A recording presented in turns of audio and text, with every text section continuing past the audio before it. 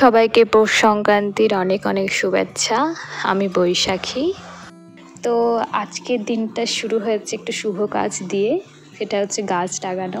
কিছুদিন ধরে দুটো গোলাপ গাছ বাড়িতে আনা রয়েছে, কিন্তু সেগুলো লাগানো হয়নি, মানে টব ছিল না, তো টবগুলো আনানো হলো, তারপর আর কি গাছ লাগানো চলছে। এখন সকাল থেকে উঠে দিদি আর ভাই মিলে গাছটা লাগাতে শুরু করেছে। দিদি লাগাচ্ছিল আর ও পাশে বসে আছে। ও বলছে যে ও একটা গোলাপ গাছ লাগাবে, তো সেই জন্য প্রস্তুতি নিচ্ছে গোলাপ গাছটা খুলে টুলে। আর তার সাথে চলছে ভাই বোনের ঝগড়া।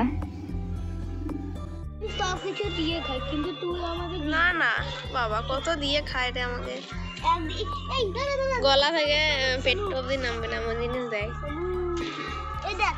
দেখাও কি পেয়েছো।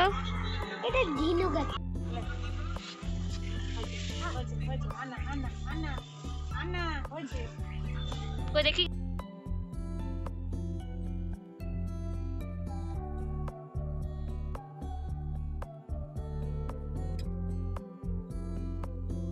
আর পিঠে হওয়ার প্রস্তুতি শুরু হয়ে গেছে। তো আমি প্রথম থেকেই দেখাচ্ছি কি কি হচ্ছিল বাড়িতে।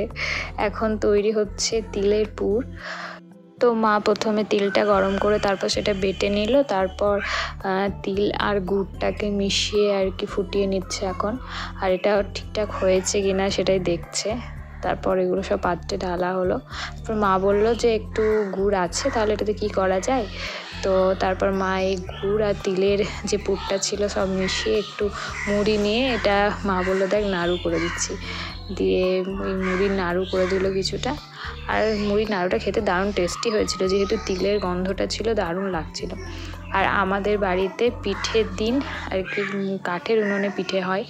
তো আর এই শীত এলে এই উনুনটার মানে অস্তিত্ব জানা যায়, তাছাড়া সারা বছর যে উনুনটা আছে সেটাই বোঝা যায় না। তো যাই হোক, তো মা এখানে চালগুড়ি মাখাচ্ছিল গরম জল দিয়ে।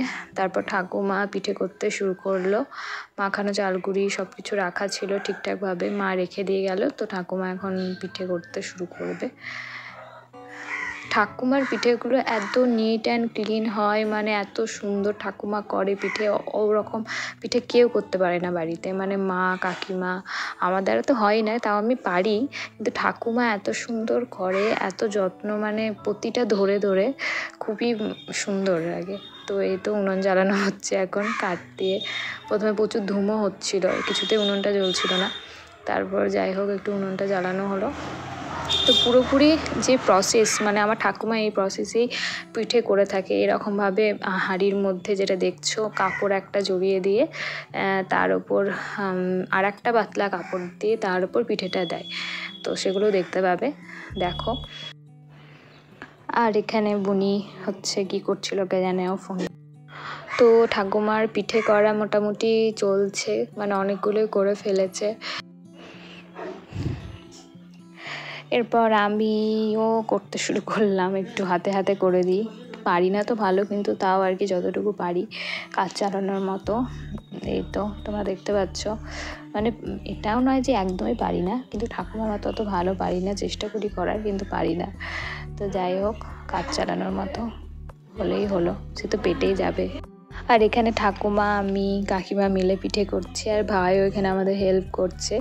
ও বললো যে আমাকে খোলাগুলো করে দাও, তার মধ্যে আমি পুর ভরবো, দিয়ে করবো। আর ওই তো করেছে ও পিঠেটা বেশ ভালোই হয়েছিল।